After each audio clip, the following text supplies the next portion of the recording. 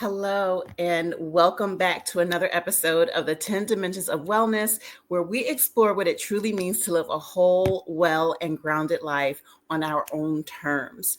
So today's conversation is for every high-achieving woman who's ever looked successful on the outside, but felt like she was barely holding it together on the inside. If you've ever wondered, is this the only way to succeed? This episode is going to speak directly to you. I'm joined today by Danelle Brister, a leadership and wellness strategist and the founder of Revolutionary Impact. Danelle built a thriving 15-year tech career, but becoming a mother forced her to confront a hard truth. She couldn't keep sacrificing herself for success. What followed was a deeply personal healing journey that led to her greatest professional growth, including a $50,000 salary increase without burnout or overfunctioning.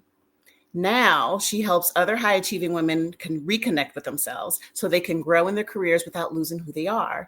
In this conversation, we talk about the pressure to prove ourselves, the power of slowing down, what true leadership rooted in wellness looks like, and how coming home to yourself can be the most revolutionary act of all. So grab your tea, get cozy, and let's get into it. And welcome, Danelle. Hi, Mika. Hi, Danelle. How are you? I'm good. How are you? I'm good. It's good to see your face again. It's good to see you You too. look so glowy. Thank you. Thank you. I try to drink my water, stay well. Absolutely. It's showing, honey. So we're just going to go ahead and get started. And I wanted to start with the moment everything changed for you. What was it about becoming a mother that made you stop and say, I can't keep living like this? Yeah, that was a very interesting time. I essentially becoming a mom changed who I was. So Mhm. I had a lot of time before becoming a mom where I had a lot of energy too, mental Yeah. energy, physical stamina to like just grit and grunt to get the job done. But I knew that once I became a mom, in order to be the type of mom I wanted to be, something was going to have to change. But I also truly believed that it didn't mean like I was going to have to quit my job or Right. take unfulfilling job that like didn't mean anything to me, just to give me more time. So I've always kind of approached life like this is a problem that we just need to figure out. So I just had to figure it Right. out. Right. And I was also incredibly anxious after the birth of my child. So that started me on my like healing journey through therapy. I thought I was going in for anxiety, but Yeah. therapy, I uncovered all kind of things. Yeah. Well, this will kind of like feed into that. So you built this successful tech career. So on paper, everything is looking great. But inside, what's going on with you? I was crumbling inside. Honestly, my career was going better than I thought it was. I actually got promoted during my maternity leave. And most people would Wow. probably think, like, oh, that's great, you got promoted. But I was learning how to take care of a child, like a new baby into the world. I was becoming this other person. And then I went back to work, having to manage a new group of people. And then I was also over, it ended up being kind of like a global promotion. So I was also managing people in Latin America. So one thing is, I had my child right before the pandemic started. And I Mm, worked in the banking industry. So banking essentially had to shift to be able to accommodate people not being able to come into the bank and do right. and get their things done. So my company exploded. So suddenly I was over a US team, a Latin American team. I was trying to build that team at the same time. Um, and I'm a very giving person automatically, and I was given in too many areas. I was given in too many areas. I'm trying to imagine right now having a newborn baby, going into a new position, having multiple countries, people in multiple countries that you're dealing with, and like you said, most people would think that that's, oh my gosh, I got this great promotion. And how many people get promoted while they're out on leave? That doesn't happen. But that's a lot on your plate as a new mom in a new role and expected to keep all that together. Yes, it was so much. I essentially I did have to I just had to be strategic in how I navigated it. I had to decide what were going to be the most important parts of the role that I wanted to continue to own. Yeah. But I went through a reckoning of like I can't do this all by myself. Yeah. And I believe many women of color kind of go through this like, no, I'm the person that's supposed to do it. I know how to do it, so Hmm. I'm going to do it. Yeah. But I had to go through a reckoning with myself of like, you have to lay some of this down, buckle up and ask for help, as hard as it Yeah. might be. And there's many reasons we don't want to ask for help. We don't want to be seen as incompetent. Right. Um, we want to appear like we have it all together because those things are really important. I work in tech, so that field is not as diverse. There's not as many women, and there's Right. not as many, definitely not as many Black women that hold leadership roles. So in the back of my mind, I was always trying to make it seem like I got it, I can handle it. Um, Right. but what I found was that when I did finally sit down, figure out what was important to me, and actually ask for the help, I was met with support. So, And that's usually the case. I don't know why, especially as Black women, we feel like we have to wear the cape, and why it takes us to the point of burnout and depression sometimes, to like we don't have to hit rock bottom first mhm, to get things done. We have a support system if we just, reach out and ask for it. And I'm glad you did that. yes, me too. Um, so after your divorce, Mhm. things intensified for you. How did that pain become a catalyst for deeper healing? So here's the thing about divorce is there's never one person who did all the wrong things. Right. There, in your mind, you're like, this person did this and this is the reason that it happened. But I am very self-aware.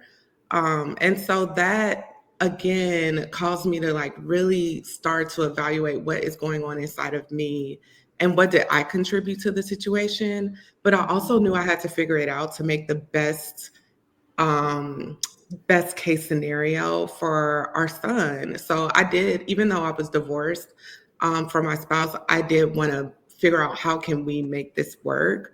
Yeah. Being two set now, we're not one unit, we're separate, but we do want to make the best situation for our son to be happy. And I knew I just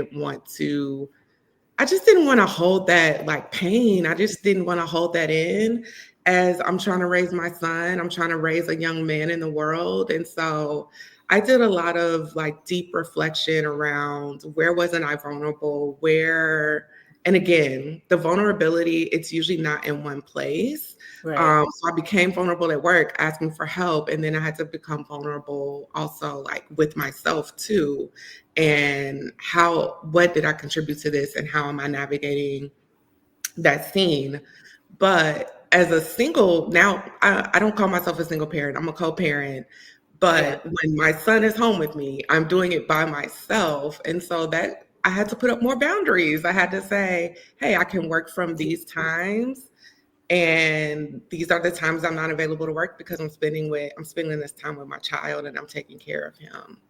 Yeah. And that's empowering you. The setting of the boundaries and letting people know upfront what you can and can't do gives Mm. you a lot of power. And that in itself is a catalyst for healing, and to be able to create a space of wellness, and you know what's going to happen. You can kind of control your immediate environment. So that's wonderful. It definitely does. Yeah. I mean, I think it all comes back to, again, being very clear on what is important to you, your Yeah. values, but then taking it a step past that and actually living in it. So I Yeah. can't say my relationship with my son is the most important thing, but then let work get in the way. I have to figure that out. Right. Mhm. Right. Can you walk us through your personal healing journey? Like, what were some of the first steps you took? So it's funny. I started therapy. My son, I think, was 4 months old. And I can remember my therapist telling me to do things that I was just not open to. She was like, just go outside and take a walk. And I was like, I don't want to do that. I don't want to walk. I mean, I was anxious and all these things. I said, I don't Yeah. want to walk down this neighborhood. I don't want to, but that actually ended up being my first step. She said, just start walking. And I Yeah. started with 5 minutes. I said, I can get out here and I can walk up and down this hill for just 5 minutes. Yeah. And then I built on that. She introduced me to a book where I cannot remember the name of the book, but this woman goes through a healing journey through yoga. And so I started doing yoga with Adrienne at the beginning of every year. She does a 30-day challenge.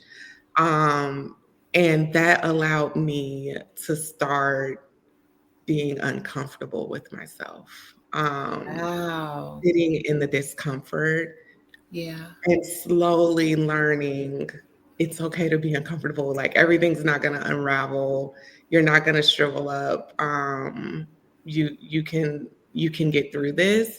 And then I started to see it show up in other places of my life where it was where I was uncomfortable, but Yeah. also okay at the same time. Yeah. That's beautiful. I've never heard anyone describe practicing yoga that way, but there is a discomfort, and Mhm. both physically because you're trying new things with your body, and then mentally because there's the stillness that you have to be in order to really get what you need out of yoga. That's beautiful. That's beautiful. Thank you. Thank you. You're welcome. You said that the key to your success wasn't working harder, it was connecting back to yourself. What does that connection look and feel like for you? Oh, so I actually journal something every single day. That was probably the next step Yeah. in my healing journey. And I sometimes I have prompts, but sometimes I literally just do a stream of consciousness Mhm. and I pay attention. I just pay attention to what's coming up. Where is there tension in my life? Where are things not really showing up in alignment? And I just noticed that sometimes I might be complaining about work, but the work is not even the problem. It's Yeah. something else somewhere else in my life. But being able to really get clear on everything that's happening in my life and then being able I wouldn't even say fix it, just having awareness Yeah. around all the things that are going on really allowed me to kind of clear out the fog, right? Right. So there could be something going on at home and I am trying to avoid whatever's happening at home, but I'm taking that into work. But because if I'm not slowing down and realize the issue is at home and it's not at Right. work, I'm Right. now letting that impact my job and I'm letting that take up energy that's slowly burning me out. Not to mention, like, how am I taking it out on my coworkers on my team? Right. Because I've poured everything out over here and haven't even left enough for work. So I do want to be clear. There has to be a balance. It's not just self-care at home or pour everything out Right. at home and forget about work. There needs to be a balance there where you have to figure out like how much am I giving to work and how much do I have for home. Um, Absolutely. so being able to Absolutely. connect to myself, it allowed me one to pour into myself, figure out what I needed and where I needed it. Is it a getaway? Is it time? Is it solitude? Sometimes it's just eating breakfast. It Yeah. could be very The simple simple. things in life, right? Yes. Yeah. Well, where am Yeah. I needing nourishment so that I can take that into my other roles in my life? Yeah. I found to relish in the small things, the little things that bring you joy. You mentioned breakfast. For me, sometimes it's laying out in the yard and just being in the sun and hearing the birds, and it just changes your perspective. It allows you to kind of like drop in, and Mhm. everything else kind of gets figured out because you took care of that one little thing for yourself. You poured into yourself. Because you poured into yourself, So yes. let's talk about revolutionary impact. Okay. Um, what does the name mean, and how does it reflect your mission? So the name, I have just always felt that I didn't always know what I was going to do, and it's always changing. But I did always feel like whatever it was just going to be a different way for us to think about things, a different approach. And so that's what kind of revolutionary means to me is like, we don't have to live with the status quo. Right. We can figure out a different way to do it. And I just always felt like it was just going to have a large impact, even if it's just one person, that's going to create a ripple effect. Yeah. And so the way that I feel like that's carried out in my mission is like people come to me typically where they're experiencing burnout at work, but or maybe they're just feeling stuck at work, they want a promotion, they're feeling undervalued, whatever the reason is that they come to Yeah. me, it starts with work, but the ripple effect of it, it transcends beyond work. You start seeing your relationships be better. You start being able to take better care of yourself, Mm-hmm. whether that's through nourishing yourself, through food, the foods you eat, drinking enough water, start moving your body. You start being able to create the time to be able to do that. But then once you're able to do that, you now have space to start actually letting your imagination flow. Yeah. And that is at the point where I think specifically women can get to the point where they start to move towards their calling or their purpose because now you're not in autopilot. Yeah. Um, Now you are really, really connected and you start dreaming like, oh, these things can happen. These are the Yeah. things that I'm here to do. And that ends up being the revolution. That ends up being the impact. Is like, Yeah. imagine this, this group of people now all moving in alignment and now all moving towards their calling, like we're going to have a big impact in this world. So It's that's my mission. amazing what happens when you're out of fight or flight, right? When you're, Yeah. yeah, yeah. I'm sorry, I cut you off. I got Oh, excited. I was just saying that's my mission, one person at a time, is Yeah. let's figure this out. You come to me for your work and trust me, I've gotten people promotions. I have gotten them more visibility at work. But the transformation is when you can start thinking outside of that too. Yeah. I can be successful at work, but I can have some other things going on outside of work as well. Absolutely. We can do it all, but we can't do it all at once. There has to be, like you said, balance. Yeah. Absolutely. So, Mhm. speaking of that, so you work with a lot of high achieving women. What's the most common struggle they share with you? Over functioning. Mm-hmm. Over functioning. I have, and I still catch myself doing it. I have a long history of over functioning at work in my relationships. Mine personally shows up as like trying to figure out what other people are thinking or trying to manage the Uh-huh. emotions of everybody in the room. I want to make sure everybody is happy. People Um, pleasing. Mm-hmm. A lot of people pleasing. And I find that overfunctioning is really, really common amongst the group of women that I tend to work with. And they don't, I mean, many of us don't realize it, right? It's just what we've Yeah. seen and what we've adopted. Right. But once you have awareness on it, that you are able to like start cleaning it up slowly but surely. But it's like every problem, it doesn't have every problem doesn't need a solution, but two, it Right. doesn't always have to be you that figures it out.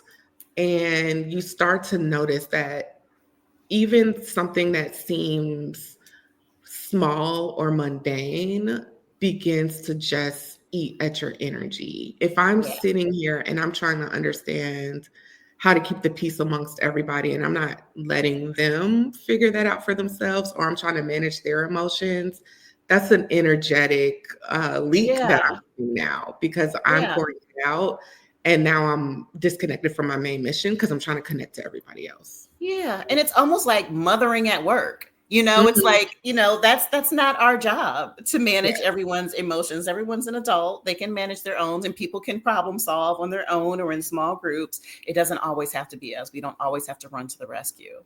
Yeah. And it's, Oh, run to yeah, the it will rescue. Yes. run to the rescue. This was a question because I know I had to answer this for myself a while back, but how do you help women separate who they are from what they do? I always found that that was a hard line to untangle. It really is. It really is a hard line to untangle because I'm often introducing myself and I start talking about I'm a mother and da da da. Hmm. So you do have to kind of separate it, and it comes over time. And so when somebody works with me, I first unlock like, what is your goal? And Hmm. it's usually something very tangible. I want a 10% increase. I want this role. I want a new job. But by the time we start to unlock, like, what are your values? Why are you so connected to these values? What are some ways that you are living out these values and that you wish you could be living out these values? Then you start to see the essence of who you really are. Hmm. Um, yes, you might want the promotion and you might want more money, but then you find out, I really want more money so that I can have more time I can hire a housekeeper and have more time to spend with my kids, whatever the case may be. It could be for different reasons, but really starting to ask yourself, why do I want these things? Why is it so important to me? Really helps you get to know yourself better and disconnect from this, this, I guess, attachment to what you do, because Yeah. that could change. And it could Yeah. be for many different reasons, like that could change. And so you don't want to be anchored in like what you do or what you've achieved. You Yeah. want to be more anchored in your essence and your core. Yeah. I know when I was first starting out my career years ago, the first time I ever got laid off is when I realized that I was so attached to my role and my title and what I did. And I just felt so lost when I Mhm. didn't have that to go to. And that really, in sitting down and looking back, it was a really good thing that it happened. Not then, because it was a struggle, but to be caught up in titles and what you do instead of focusing on who you are and what makes you tick and what makes you happy. My wish is that a lot of women, that most women, that women in general find that out earlier rather than later. It's hard to go through life and have something traumatic like that hit you. You lose your job and then you're like, who am I? And you're Yeah. like 35, 40 years old and you haven't figured that out yet. So yeah, I think that's something. And we need to teach our children that, our girls, Yes. that Yes. they're not what they do, they're not what they how they perform, you know? Yes, it's Yeah. not, yeah. And Yeah. and I think like we all have this path, right? You chose your career for a reason. Yeah. You were connected to it for some reason. So mine is, I'm an engineer. I have a very analytical mind. But at the core, I solve problems. I'm a Yeah. problem solver. And they don't always have to be technical. They don't always have to be for a company, but those are the things like you start discovering about yourself, Mhm. um, as you start to go through some of these like more difficult times, like being laid off. And it's like, oh, I can look back and say, oh, I really figured that out. I figured out how I Yeah. was gonna, get another job, pay my bills, and navigate that.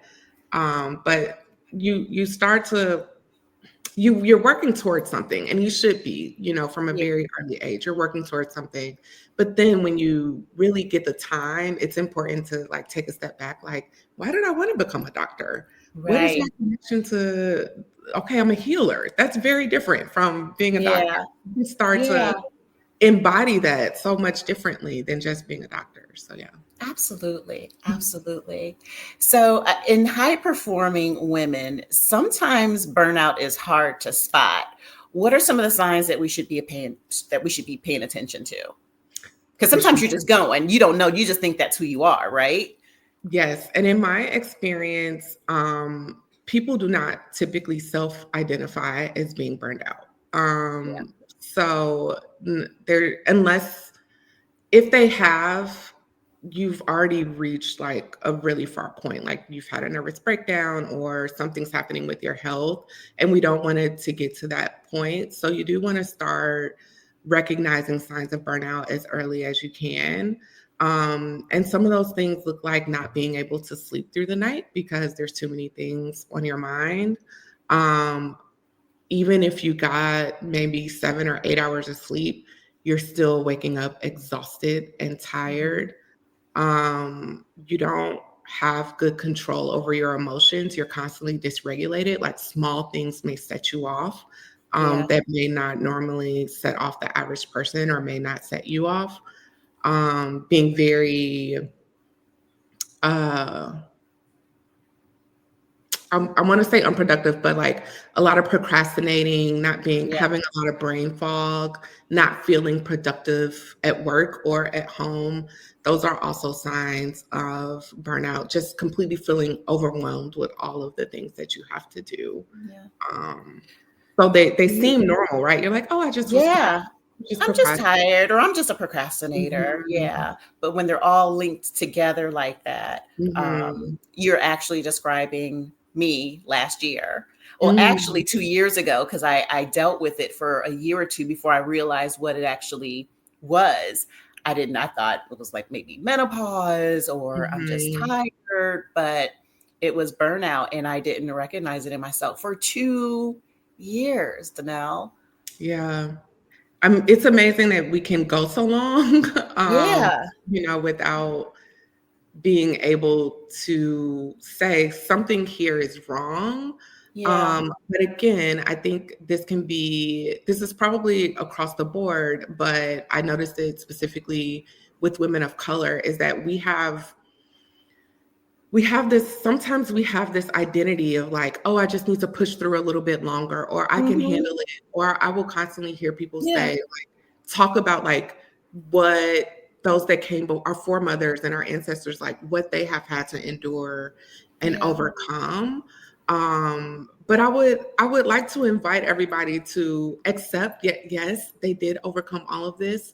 And they did it for you, but also so that you can live an easier life. Not necessarily a life where you're doing nothing, but you don't have to you don't have to push yourself to get through sleepless nights, and you don't have to be in relationship with other people where you're constantly arguing or not getting along. We don't have to adopt the struggle. Yeah, we don't have to carry it. Yeah. Yeah. What are some of the myths around wellness that you wish we could unlearn, especially in Black communities and in corporate spaces as well? So one of the common things that I hear when it comes to wellness is not feeling like you have enough time. And I understand where that comes from. And I think specifically if some people watch me, like my wellness, my morning routine is top tier. I spend a lot of time on my morning routine, but I worked up to that. At the earlier part of this conversation, I said, I just started with a 5-minute walk. That started me on my journey. So one thing I do want to say is wellness doesn't have to look like an escape for a whole day away from your life. It could literally just start with some minutes that you have to give back to yourself in any way that you want. I would say that is a place where you can start. Another thing is I think people think it has to look one way, like it has to look like yoga or it needs to look like 1 hour of working out every day, or you need to go for a run. Those things, yoga speaks to some people, it doesn't speak to everybody. So I would encourage everyone to try to figure out what is your lane. And for me, it's even changed over time. I started with yoga and I do it every once in a while, but now I love Pilates. So that can look different for everybody as well. It doesn't have to look like this hardcore exercise routine. And one point of caution I would like to give people, if you are already in a stressed out state, a high stress workout routine actually can increase the stress and cortisol going through your body. So sometimes it requires slowing down. Yeah. And I think it can be stressful even trying to find what your routine is and people, because if you're already high functioning, over You here want in to your do the work life. most. So now you're trying to overfunction in your wellness practice. It's like, girl, relax, slow You're down. gonna do the Sometimes. most. I mean, find a book and read some pages in your book at night before you go to bed, or Yeah. do one page of journal. Even if you wrote one line, something that just came to your mind, and you wrote that one line in a journal, that is wellness, and that's a place to Yeah. start. Yeah. Yeah. I started coloring. Adult coloring books have been like my Ooh. jam lately. And Cami, actually, a Dearborn woman, she has a an adult coloring book with all these pictures of these beautiful Black women, and or like some like shapes and different. It's and it speaks to the little girl in me that used Yes. to love to color. So yeah, I think it can look like pretty much anything that lights you up. It's like what lights Anything you that up. lights you up. Yes, that's a good point. Yeah. Anything that lights you up. Yeah. Bubbles. I like Yep, bubbles. puzzles. Yep, same Yeah. here. Mm-hmm. So you created the ritual room. Did. Can you tell us what happens in that space and why ritual is so powerful for women? Yes, so the ritual room is one, it's just a space to come and be. It can look different. My most recent one involved yoga, tea workshop, so a visualization and meditation exercise, and then a sound bath led by Mika. Um, and it was a deeply healing space. I was actually, it was a smaller group, my most recent one, but it was just a space to disconnect Yeah, from everything that may have been going on outside of that space. But also the ladies that joined were led through kind of a journey. Like it started with just moving your body and getting the energy moving through your body, yeah, and then coming back to figure out like what do I need to nourish myself. So really taking time to understand like where am I feeling an ache or a need yeah, or just some attention. Like what am I going to bring my attention to? Um, and then my favorite part is the dreaming, like allowing yourself mm, to imagine what could life look like if I allowed myself to just dream in that space, and then integrating it. So I really love the ritual room specifically for exposing people to modalities that they may not have been exposed to before, or maybe they knew about it and always wanted to try it. yeah, It's a moment to pause and just be in the space and experience it, not feel like you have to perform wellness or right. say the right thing or be the right thing or do the right thing. That's probably my favorite part of the ritual room, but you will find a little bit of healing in just a short amount of time. You'll find a Yeah. space of healing. Yeah, I found for me, once I let go of perfectionism or needing to have everything all figured out, is when I really started to blossom. Mhm. Um, I used to call myself a late bloomer, but I'm like, I don't think there's late blooming. You bloom when you're supposed to bloom, just like the flowers do, just like everything else does. So I'm trying to get out of that the timing thing. So yeah, you bloom when you're supposed to bloom. You do. It all Yeah. builds. It all Yeah, builds. And one of yeah, the things I have found most interesting about the ritual room that surprised me is there have been corporate spaces that have been interested in it. I did not that's expect that amazing. personally. Yeah, Yeah, I mean, so I am definitely looking forward to changing workplace culture in that way that there is space to bring wellness to employees, and ultimately help your employees and your leaders be able to perform better at work. I think what you're doing is so important, especially in the corporate space. Things are shifting and things are changing, and we have like new generations coming into the corporate world, and they're not willing to do all this overwork, high performance. Like they're going to perform well, but they're not willing to lay down their life for these big corporations, and it's going to be up to them on how they survive and how they maintain and retain employees. So I think that you're on the cusp of something that can be amazingly big in this space. I don't know anybody who's doing that. Um, I think if I had something like the ritual room when I was still in corporate America, that maybe I would have stayed. Who knows, in corporate America, maybe it'll help people, find the balance that they need instead of, completely giving it up. I gave it up. I was just done. But I think it's a beautiful, beautiful business that you're starting, and you're going to help so many people. And I'm excited to see how far you're going to go with this. Thank you so much. You're Thank you. welcome. What's one small but powerful shift a woman can make today to start coming back to herself? Ooh, one small but powerful shift. I think that if you could find one moment in the day to center yourself and only like make the choice with only you in mind, that could be like the smallest thing you could do, whether it is, I need to be, at this meeting at whatever time, but I really need a drink of water, take a drink of water. Like to just start figuring out where you can choose yourself over all of your other responsibilities, because our life can be filled with responsibility. Yeah.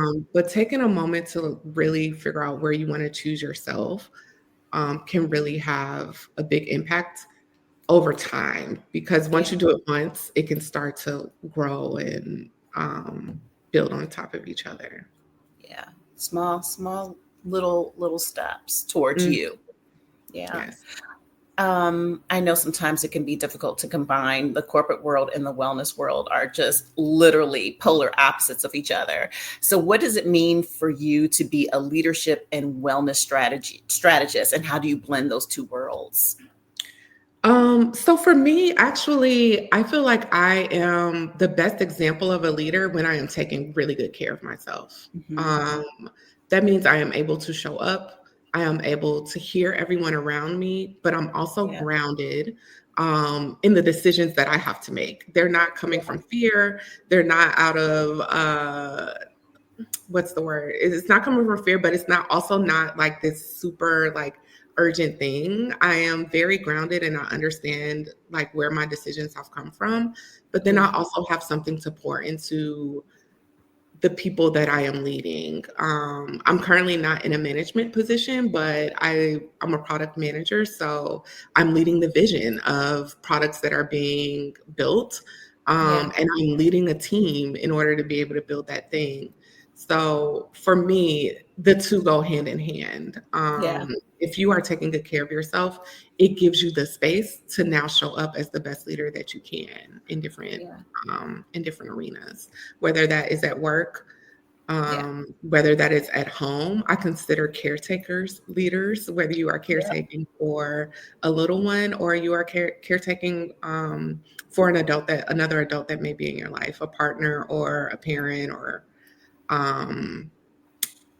someone else that's in your life. Like, it's important to be able to show up as your best self. And that starts with taking care of yourself first. Yeah. And you mentioned something beautiful. You said we deserve to be well, not just functioning. Imagine what would the world look like if leaders embrace that truth? It would be a whole different world.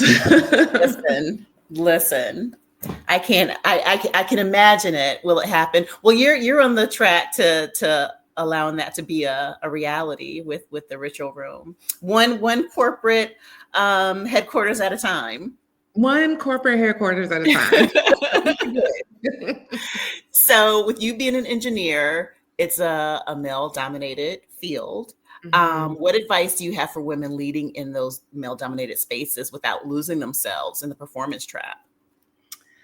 Oh, that is a really good question. So for me, I really had to, and I still work at this every single day.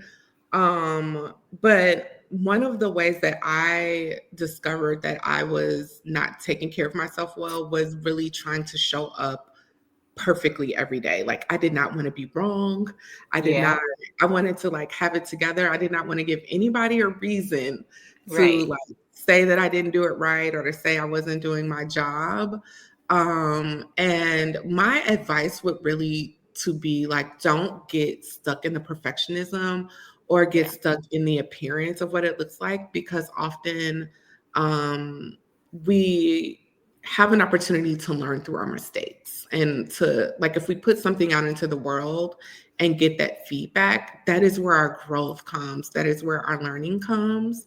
And if you don't feel safe enough, if the environment truly is not safe enough for you to be able to grow in that way, Right. you're actually stunting yourself a little bit, if that makes sense. If you Yeah. really want to like thrive and you really want to like shoot up, really find an environment that's going to allow you to ask all the questions you need to ask, Right. but also not get it right every single time and be safe in that.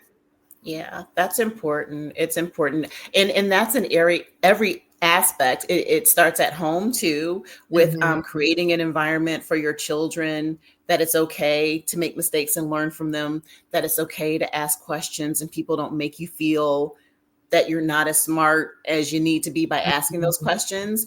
And then in turn, finding those spaces, those companies that have those values as well.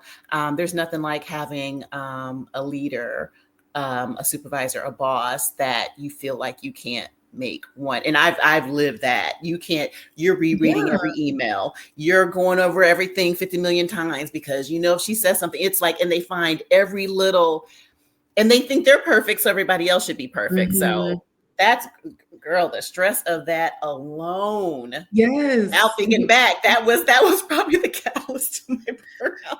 Trying to follow behind a boss that thought she was like perfect.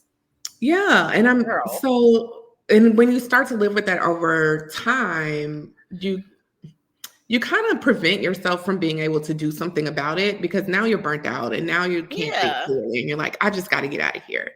But Yeah. if you start noticing those little things that just like, and that's the importance of slowing down, those little things that are like, this doesn't feel right. This person didn't let me speak Yeah. up, or they're nitpicking every little thing that I do. You get to Yeah. address it, figure out if there is a solution to the problem. Yeah. But if not, you get to move to a different space. Don't feel, I think there's also like, we get into these jobs and we feel like it doesn't get better than this, but it can and it Yes. It does. Like, there can. are so many companies you can work for. There are so many types of teams being built, Yeah. and there are companies that will align with your values, but you first have to get clear on what your values are. And what your values are. Exactly. Exactly. You mentioned Queen, and I want to make sure I'm saying it about Afua. Oh, Queen yes. Afua's quote about women being the healers of the home. How do you see that truth showing up in your work? I kind of alluded to this earlier, but being able to come back to yourself and being able to like leave work and come home and have something left for the people you have at home, it just allows you to just kind of show up differently. So if I am in a space where I'm taking care of myself, I'm putting myself first, I now get to set a good example for my child.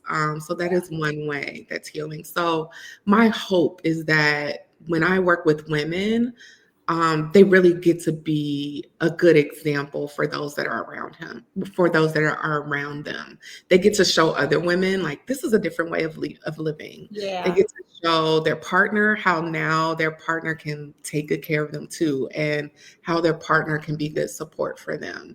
They get to show their child what it looks like for a mom to not be stressed out and to live a full life.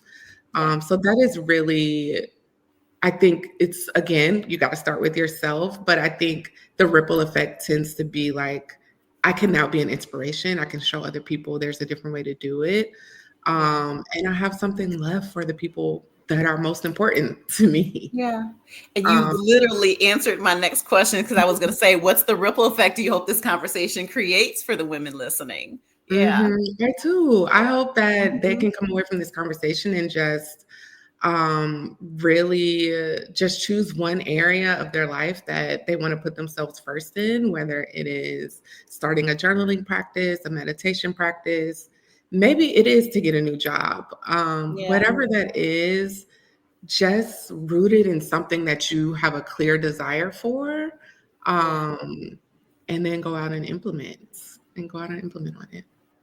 Implement is the key. You can dream all day, you can think about it all day, but you have to take the steps. You have to take the You have to take necessary the steps. steps and put action Mhm. behind it. And get support in that. It can be Yeah. hard to make these big changes.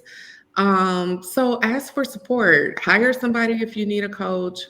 Yep. Um, Talk to your partner, talk to your family about where you might need support during this time, or talk to your therapist. Wherever you need support, I encourage women everywhere to like ask for the help. Ask for the help.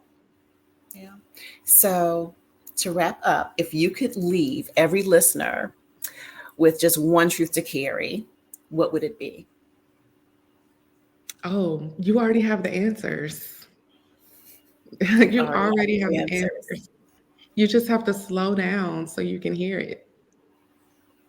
That's beautiful. I'm so proud of you. And I know we only met, a couple months ago. And like we said, I came to the ritual room and facilitated the sound bath. And we've had conversations since then. But I love what you're doing. I love what you stand for. I love that you did the work and want to share it with other women. I think that you're going to make a revolutionary impact Thank in the you. corporate world. So before we go, let's tell the listeners how to find you, your website, your socials, all that good stuff. Amazing. First of all, thank you so much, Mika, for that. So you can find me at LinkedIn. That's where I like to play. My name is Danelle Brister on LinkedIn. You can also find me on Instagram, which is Danelle.live, DANELLE.LIVE. And my website is revolutionaryimpact.llc. Wonderful. Thank you so much, Danelle. I enjoyed this conversation Me with too. you. And I'm sure we'll have many more. We're going to connect and get together soon. And I wish I had the ritual room when I was still in corporate. I do. But we have it now. So we'll see how it can benefit me in the future. We have it now. Thank you for pouring into me during this conversation, and thank you for like uplifting the ritual room. I mean, sometimes I get a little discouraged, but now I feel like I'm gonna keep it going. I'm gonna keep pushing. Absolutely. You better keep that going. Absolutely, for sure. Thank you so much. And I hope you have a beautiful rest of the day and we'll speak soon. Thank you. You have a great day too. All right. Thanks, Danelle. Bye bye. I love that conversation with Danelle, and I absolutely love what she is doing in the wellness space within the corporate environment. It is so needed. Danelle reminded us that we don't have to choose between ambition and alignment, between success and self. We can have both, but it requires us to slow down, to turn inward, and redefine what success looks like from the inside out. If anything Danelle shared resonated with you, I encourage you to pause and check in with yourself. Where am I overfunctioning? Where am I performing instead of being? And most importantly, what would it look like to come home to myself? So again, you can learn more about Danelle's work at revolutionaryimpact.co or connect with her on Instagram at Danelle Brister or find her at LinkedIn, Danelle Brister. And as always, thank you so much for being here. If this episode gave you something to think about or breathe through, share it with a friend, drop us a comment, tell us about it. Until next time, take care of yourself, your whole self. You deserve to be well, not just functioning. Thanks.